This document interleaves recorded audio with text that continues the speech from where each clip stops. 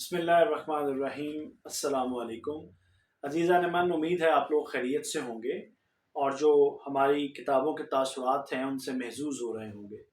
آج جس کتاب پر ہم نے گفتگو کرنی ہے، جس کو آج ہم نے منتخب کیا ہے، وہ اپنی ضخامت کے اعتبار سے تو بڑی چھوٹی کتاب ہے، لیکن اپنے پیغام، اپنے اثرات اور اپنی مقبولیت کے اعتبار سے بہت بڑی کتاب سمجھی جاتی ہے۔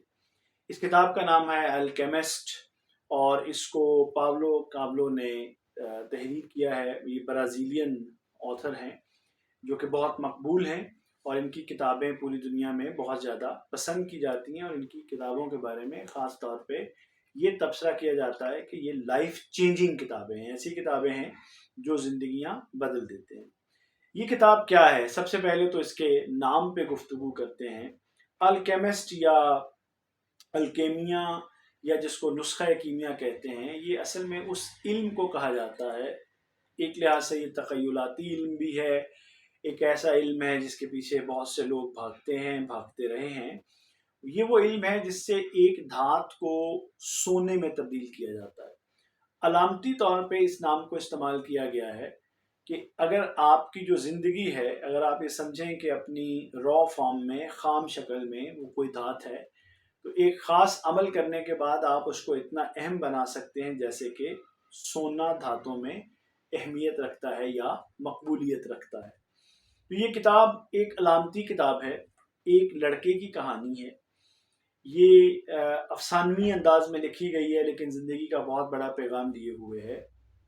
یہ کتاب ایک لڑکے کی کہانی ہے جس کو ایک خواب تنگ کرتا ہے، بار بار اس کو ایک خواب آتا ہے۔ خواب یہ ہے کہ وہ دیکھتا ہے کہ مصر کے جو پیرامڈ ہیں، جو اہرام ہیں، وہاں پر اس کو نظر آتا ہے کہ اگر وہ کھدائی کرے گا تو وہاں پر ایک خزانہ چھپا ہوا ہے۔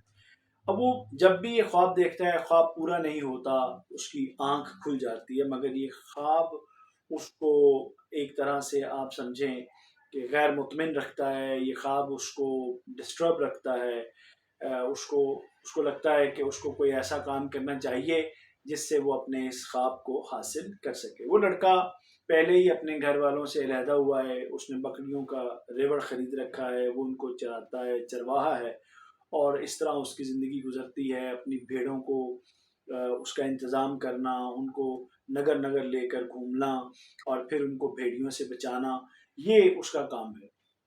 وہ اندلس سے تعلق رکھتا ہے، اسپین کا ایک حصہ ہے۔ آپ یہ اس ناول کے پس منظر میں اندلس کے زمانے کی مسلم تہذیب ہے، اور اب وہ اس خواب کی تعبیر مختلف لوگوں سے پوچھتا ہے، اور پھر وہ فیصلہ کرتا ہے کہ اس کو اپنا یہ ریوٹ بیچ دینا چاہیے، اور بیچ کے اس کو سفر کرنا چاہیے مصر کا، جہاں پر وہ خزانے کو تلاش کرے۔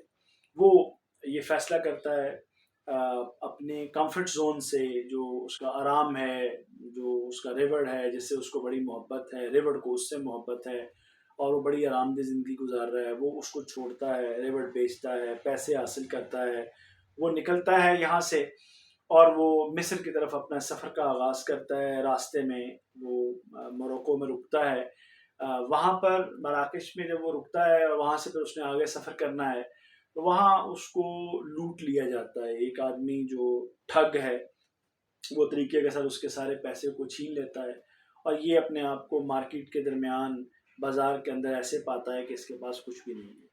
یہ وہاں سے پھر، یعنی آپ یہ دیکھیں کہ انسان کے پاس بہت کچھ ہے، وہ اس کو بیچتا ہے، ایک سفر پہ نکلتا ہے، اس کا ساری زادِ راہ ختم ہو جاتی ہے، چرا لی جاتی ہے، وہ بالکل زیرو ہو جاتا ہے، صفر سے وہ اپنے سفر کا آغاز کرتا ہے۔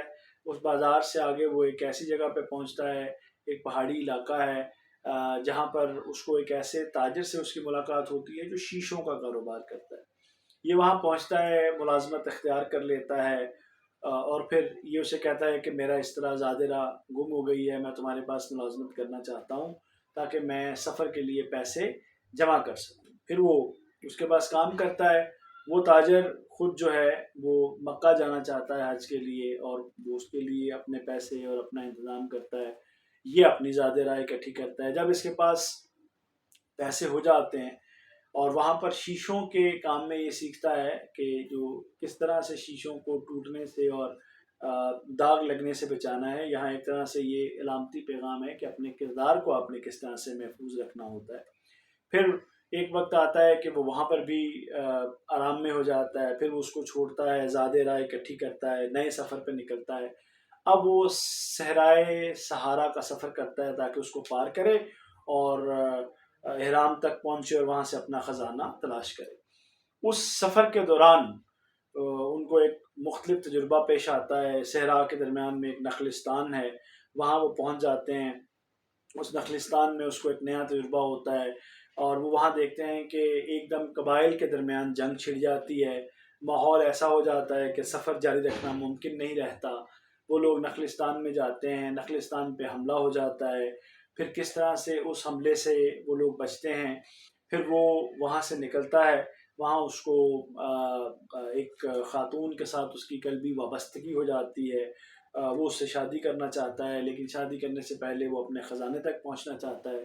پھر وہ سفر میں نکل جاتا ہے اور پھر وہ سفر میں جب نکلتا ہے اپنے ہم سفروں کے ساتھ تو راستے میں ان کو نئی مشکلات آتی ہیں۔ وہ گرفتار کر لیا جاتا ہے، قبائل کی جنگ کے دوران ان کو جاسوس سمجھا جاتا ہے۔ پھر وہاں پر ان کو مختلف امتحانوں سے گزرنا پڑتا ہے۔ اس امتحان میں وہ کامیاب ہوتا ہے، اپنے بہت ساری جو قلبی قوتیں ہیں ان کو اجاگر کرتا ہے اور بالآخر پھر وہ صحرا کو پار کرتا ہے۔ کئی دفعہ موت کے منہ میں جانے لگتا ہے، وہاں سے بچتا ہے اور وہ اس جگہ پہنچ جاتا ہے جہاں پر خزانے کے بارے میں اس کو بتایا جاتا ہے، لیکن وہ وہاں دیکھتا ہے، کھودتا ہے تو وہاں پر خزانہ نہیں ملتا ہے۔ لیکن اس کو وہاں پر پھر یہ بات سمجھ آتی ہے کہ اس سارے سفر کے دوران اس نے اپنی تلاش کا ایک سفر کیا اور اس نے اپنے اندر ایک خزانہ ڈھونڈ لیا۔ پھر وہ واپس پلٹتا ہے، واپس پلٹ کے پھر وہ زندگی کے راز کو پا لیتا ہے اور اس سارے سفر کے دوران وہ خود ٹرانسفارم ہو جاتا ہے۔ وہ خود ایک عام شخص سے ایک ایسا خاص شخص بن جاتا ہے، وہی فرق پیدا ہو جاتا ہے جو کہ ایک عام دھات میں اور سونے میں ہوتا ہے۔ پیغام اس کا یہ ہے کہ بعض اوقات ہم جو خزانہ ڈھونڈ رہے ہوتے ہیں کہیں اور، وہ خزانہ بالکل ہمارے اندر ہوتا ہے۔ دوسری بات یہ جو اس کتاب کا سب سے بڑا پیغام ہے وہ یہ ہے کہ جب آپ کوشش کرتے ہیں اور کسی طرف بڑھتے ہیں تو پوری کائنات جو ہے وہ سازش کرتی ہے تاکہ آپ کامیاب ہو جائیں۔ تو یہ اس کا پیغام ہے۔ امید ہے کہ آپ کو یہ ریویو پسند آیا ہوگا۔ میں آپ سب لوگوں کو یہ سجیسٹ کروں گا، مشورہ دوں گا کہ جو ہی آپ کو موقع ملے آپ اس کتاب کو پڑھیں اور زندگی کا پیغام حاصل کریں۔ بہت شکریہ۔